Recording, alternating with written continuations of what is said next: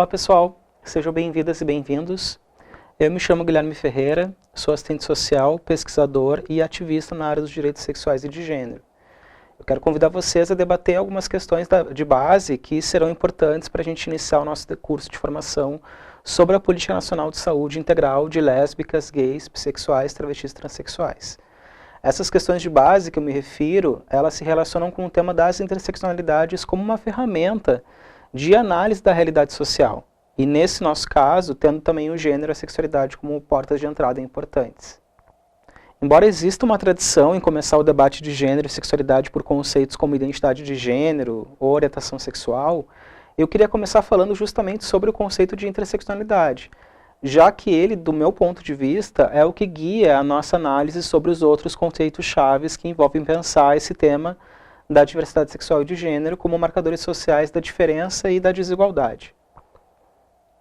O conceito de interseccionalidade ele é intranquilo ainda e inconcluso, uma vez que o debate público sobre ele se mantém em constante renovação e recebe contornos diversos a depender da abordagem que se é dada.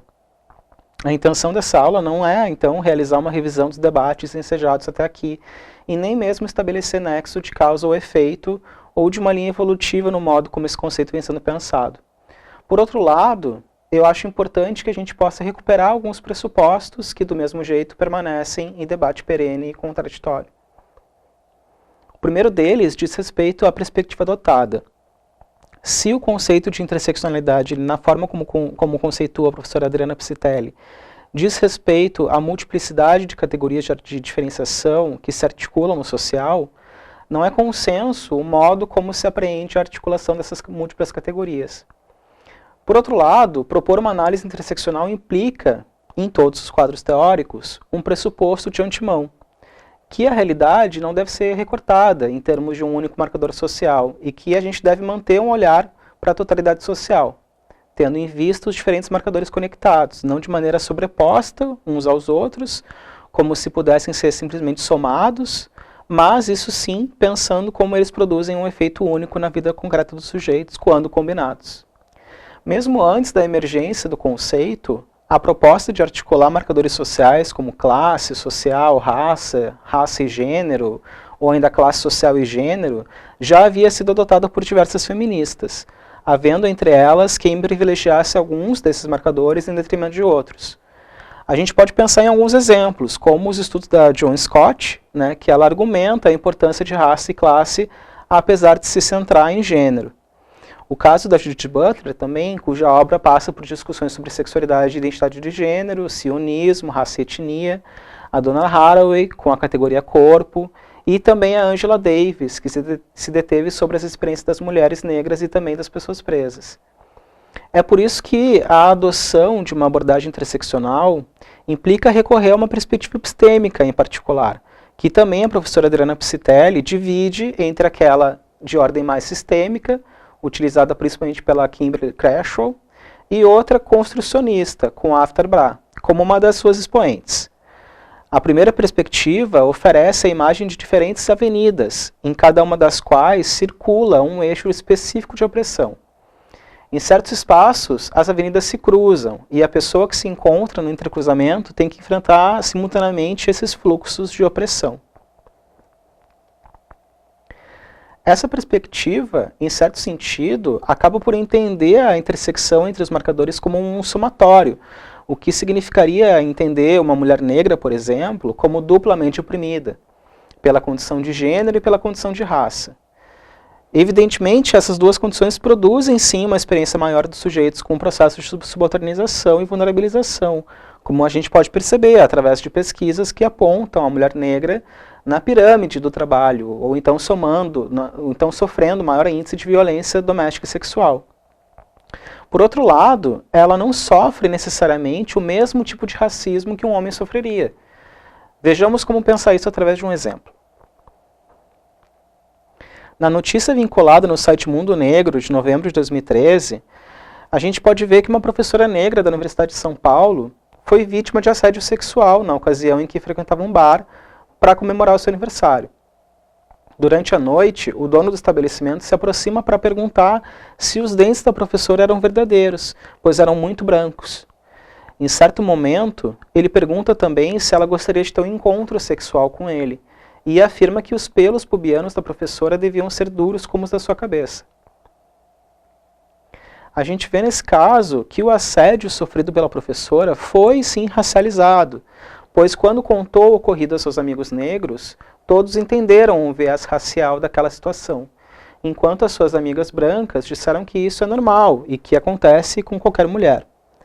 A gente deve se perguntar, além disso, se um homem negro estaria sujeito ao mesmo tipo de assédio, ainda que a gente saiba que homens negros também figuram no imaginário social de uma maneira fetichizada. Tudo isso para ilustrar uma outra perspectiva de pensar as interseccionalidades, mais construtivista, dinâmica e relacional. É importante a gente assumir também que a articulação entre as categorias da desigualdade e da diferença não podem ser analisadas de um ponto de vista linear e resultando sempre em desvantagem, já que o poder, como categoria, é algo que se disputa, né, e no qual os sujeitos dominados também estão tentando ascender a hegemonia. As suas identidades também se modificam nesse processo, porque intentam sair da condição de subalternidade que lhes é renegada, condição essa que não se caracteriza somente pela perda, mas também pela dimensão da resistência. É assim que a gente vai perceber, por exemplo, que entre diferentes grupos que possuem marcadores, entre aspas, subalternos, também pode haver a prática da violência pela diferença.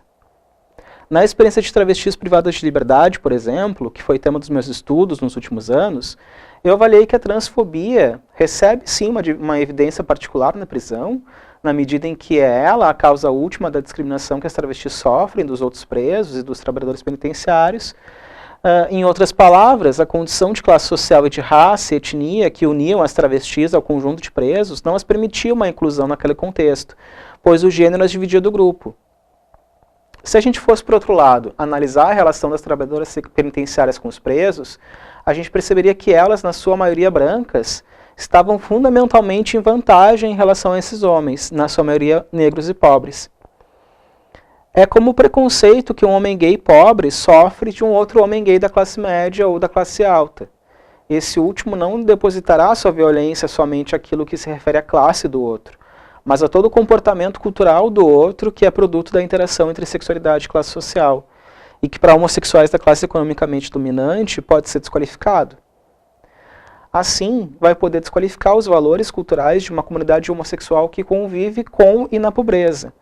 Poderá inferir também que seu comportamento é moralmente degradante, que é promíscuo, barraqueiro, que não sabe se vestir, e toda uma série de julgamentos experimentados por muitos homossexuais, mas que aqui recebem o relevo da classe.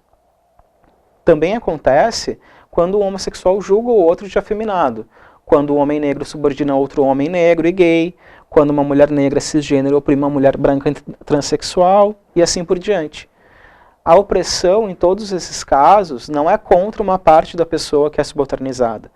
Pelo contrário, a opressão é contra, como a gente já disse, a totalidade dos sujeitos.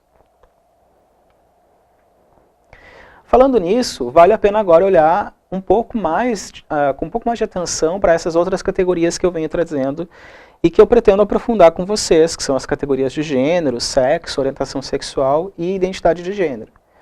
Como norma social, a gente pode pensar que a noção sobre o que é gênero é anterior ao próprio nascimento dos sujeitos.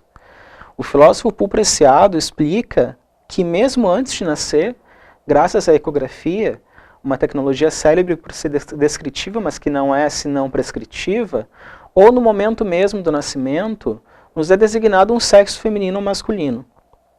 Todos temos passado por essa primeira mesa de operação performativa, quando o médico anuncia, é uma menina ou é um menino. O nome próprio e seu caráter de moeda de troca tornará efetiva a reiteração constante dessa interpelação performativa. Então, o que diz o Preciado é que no momento da anunciação da mãe grávida ou do médico sobre o sexo do bebê, toda uma teia de saberes, de injunções, de expectativas atravessam o corpo daquele sujeito, se estabelecendo a partir daí o gênero. A partir dessa informação, a compra de roupa será direcionada para aquelas ditas masculinas ou femininas. O quarto da criança será pintado de uma determinada cor e se estabelecerá o desejo de que ela tenha determinado comportamento e até profissão. Agora, enquanto categoria teórica, o conceito de gênero é emprestado da gramática e da linguagem, surgindo para o movimento feminista como uma categoria explicativa das relações sociais baseadas no sexo, no intuito, assim, de negar o essencialismo com o qual o tema era tratado até então, quando se dizia que ser homem e ser mulher tinha a ver com uma verdade da natureza e determinadas pela constituição biológica dessas pessoas. Assim como escreve Scott, naquele momento era fundamental rejeitar um determinismo biológico implícito no uso de termos como sexo ou diferença sexual, almejando acentuar o caráter fundamentalmente social das distinções baseadas no sexo. Gênero, assim, serve, portanto, como categoria descritiva da realidade social, dando visibilidade a um tipo de marcador social que possibilita enxergar outras formas de opressão, assim como classe social e raça, e também como categoria analítica, permitindo ler os fenômenos sociais desde uma perspectiva de gênero, percebendo essa categoria como fundante das próprias relações sociais. Foi o movimento feminista, por isso, que entre as décadas de 60 e 70, trouxe o debate conceitual em torno dos estudos de gênero, embora autoras consagradas como a Simone de Beauvoir tenham iniciado a crítica feminista da diferenciação entre sexo e gênero já antes, na década de 40. Não é por acaso, por isso, que algumas pessoas ainda acreditam que o debate sobre gênero está circunscrito, né, somente às questões da mulher, mesmo esse debate sendo um conceito que alude às representações tanto do feminino como do masculino, pois a gente não pode pensar o masculino sem evocar o feminino e vice-versa. Contudo, esse binarismo de gênero, ou seja, a ideia de que as pessoas devem se sentir representadas por um dos gêneros, masculino ou feminino, e mesmo a noção de que só existem essas duas opções, é uma norma social que produz violência. Sobre isso, a filósofa Butler ensina que o gênero é resultante de um regime que regula diferenças.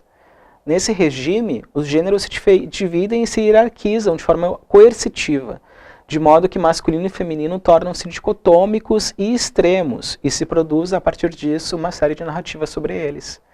Enquanto o homem aparece como objetivo, ativo, sexual, racional e detentor do espaço público, a mulher figura como subjetiva, passiva, emocional, passional e circunscrita ao espaço doméstico. Essas narrativas operam segundo um padrão iconográfico de diferenciação e de complementariedade sexual, que significa que é a ideia de que o masculino e o feminino, homem e mulher, macho, fêmea, essas categorias são contraditórias e complementares, e que para haver equilíbrio é necessário que haja elementos de ambos. A gente pode pensar, como exemplo disso, a dualidade yin e yang, em que yin é o princípio feminino, a noite, a lua, o frio, a passividade, a absorção, enquanto yang é o princípio masculino, o dia, o sol, o calor, a atividade, a introdução. Essas caracterizações dualistas são muito antigas, passando pelos mitos sobre o humano completo, dividido ao meio para que não pudesse mais ter a mesma força, até a chegada dos dias atuais em que se busca ainda nas substâncias do corpo um motivo para que haja diferença de gênero. Por outro lado, não há nada, evidentemente, que demonstre a veracidade de certas qualidades serem tipicamente masculinas ou outras femininas. A professora Fabiola Holden explica essa questão ao afirmar que há uma resistente tentativa de encobrir o gênero a partir de uma lógica de substancialização da diferença. Ela diz que o objetivo dessa substancialização pode variar, passando, por exemplo, dos ovários aos hormônios sexuais, mas a referência a algum tipo de materialização do gênero permanece sempre intacta. Ou melhor, parece ir se aprimorando a cada descoberta científica. Percebe-se a pregnância de uma necessidade de essencialização das diferenças entre homens e mulheres ao longo do último século, que remete necessariamente a uma tradição dualista que tem caracterizado a cultura ocidental moderna.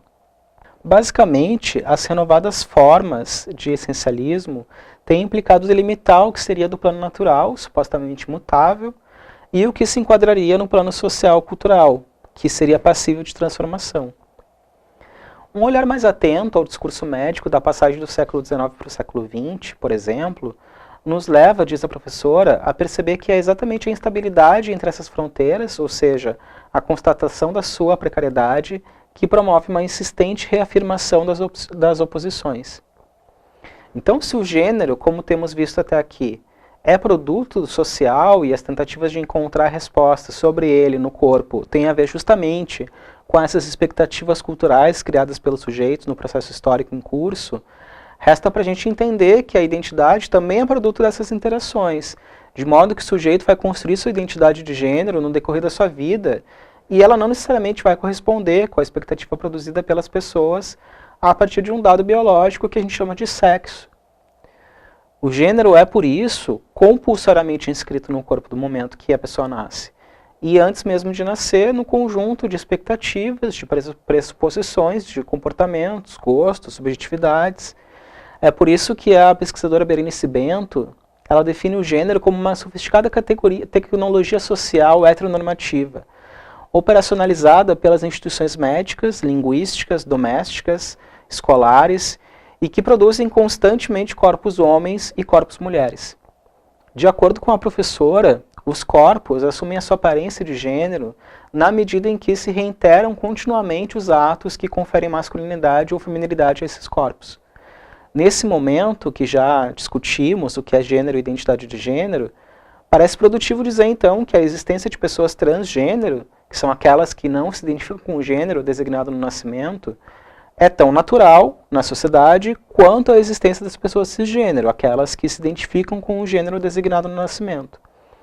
O que acaba desenhando um véu de normalidade em relação desses grupos, o de pessoas cis, é simplesmente a norma que produz a ideia de gênero colada de sexo, construindo uma aparente harmonia entre, por um lado, nascer com pênis, se identificar como um homem, desejar mulheres, e, por outro lado, nascer com vagina, se identificar como mulher e desejar homens.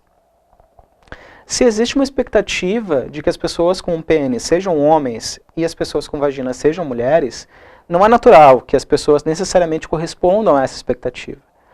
As identidades de gênero são, por isso, produzidas histórica e socialmente, de modo que não é algo somente sobre como as pessoas se sentem, mas também é algo sobre como elas são interpretadas socialmente. As culturas constroem as suas ordens de gênero de maneiras distintas, o que significa que haverá identidade transgênero ou identidade trans, se a gente quiser abreviar, específica de cada sociedade.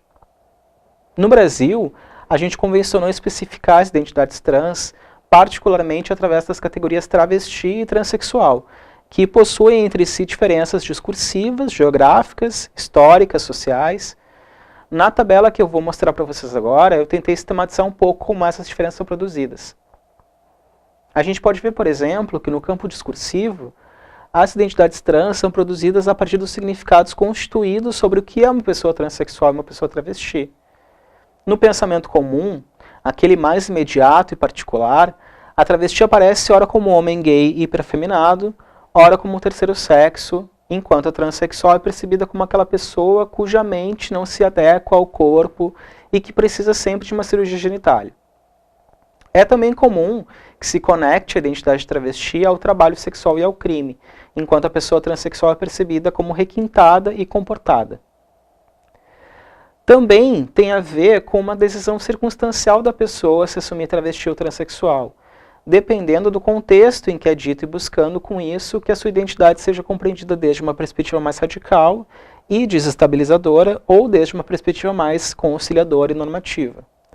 A pessoa então pode negociar a sua identidade, fazendo valer uma tomada de posição política nesse caso. Outra dimensão tem a ver com o significado de ser travesti ou transexual, também conectado ao local geográfico em que se diz.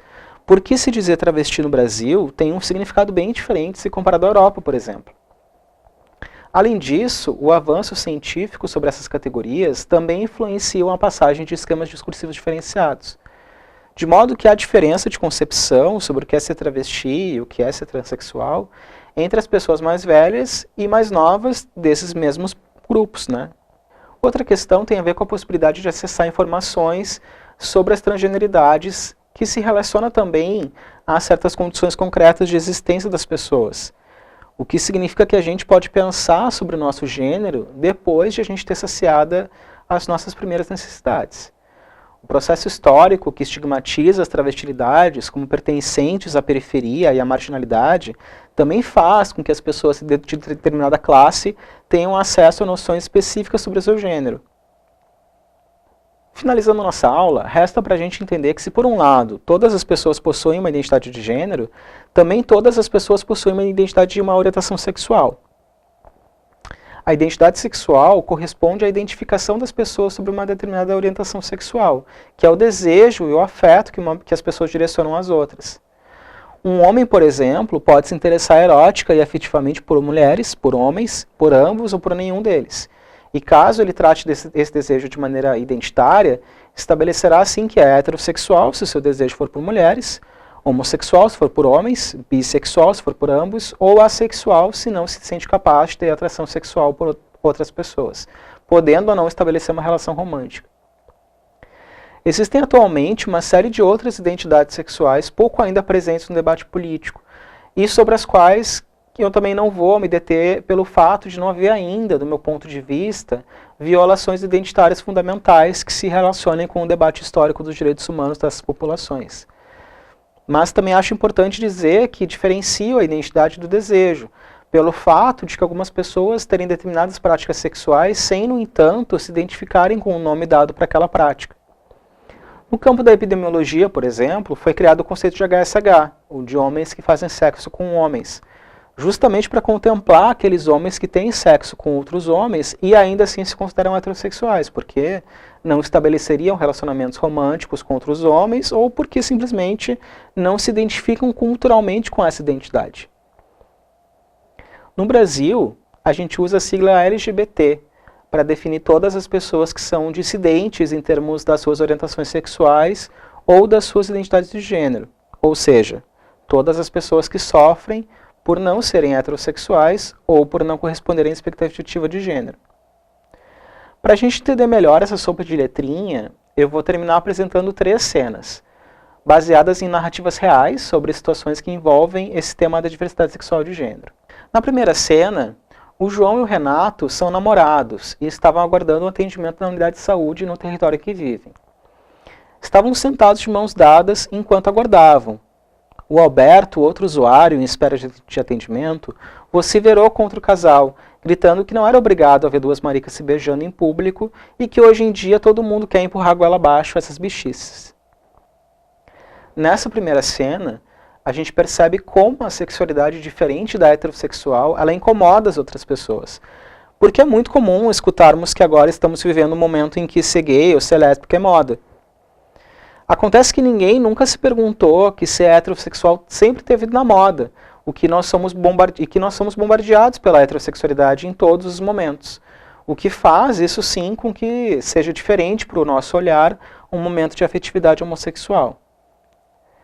Esse bombardeio da heterossexualidade acontece desde o momento mais sutil, como um exemplo didático na escola, em que se utiliza um casal heterossexual para alguma elucidação, até os menos sutis, né, em que os próprios direitos que as pessoas heterossexuais só elas possuem. Vamos ver agora a segunda cena. A Liliane tem 12 anos e começou a voltar para casa com um bilhete da orientadora educacional sobre o seu comportamento, porque os outros colegas estavam chamando ela de sapatão. Helena, mãe de Liliane, foi buscar apoio de uma psicóloga, que disse ser importante iniciar um acompanhamento psicológico, que, entre outras coisas, poderia resultar na reorientação da opção sexual da menina, e que a participação da figura paterna era imprescindível para essa reorientação. Aqui a gente percebe que o debate sobre a cura gay ele aparece reatualizado, mesmo porque, para algumas pessoas, ainda existe a ideia de que a homossexualidade possa ser um desvio de uma má criação, da presença de papel de gênero invertido ou de ausência de algum papel familiar, como, por exemplo, a ideia da mãe superprotetora ou controladora e do pai ausente. Acho importante a gente entender que a terapia para homossexuais é válida quando há sofrimento advindo muitas vezes da sociedade homofóbica, mas não no intuito de reorientar a sexualidade, mesmo porque a psicologia e a psiquiatria não possuem essa capacidade. Por fim, a cena 3, que diz o seguinte: o Humberto ingressou em um programa de saúde para tratamento hormonal, iniciando assim o seu processo transexualizador pelo SUS. No atendimento com a assistente social, ela perguntou para ele sobre a sua família, e o Humberto disse que era casado com Jefferson. Maria, assistente social, disse que não entendia como ele poderia ser casado com outro homem e querer ao mesmo tempo ser um homem, sugerindo que ele poderia viver como mulher, já que o seu desejo era por homens. Nesse último caso, a gente percebe melhor essa confusão bastante frequente entre a orientação sexual, que como eu disse, né, antes é o desejo, o afeto que a gente direciona para outra pessoa, e a identidade de gênero, que é como a pessoa se percebe pertencendo a um ou outro gênero. Uma pessoa que é designada mulher quando nasce pode desejar ser homem e ao mesmo tempo desejar outros homens. Não é porque ela se reconhece como homem que vai ser necessariamente heterossexual. No caso do Humberto, ele é um homem trans gay, assim como existem mulheres trans lésbicas e assim como existem pessoas trans heterossexuais. O desejo e a identidade são aspectos distintos da vida dos sujeitos. Fico por aqui com vocês e desejo sucesso a todas as pessoas que me acompanharam nessa aula e um ótimo curso a todas e todos.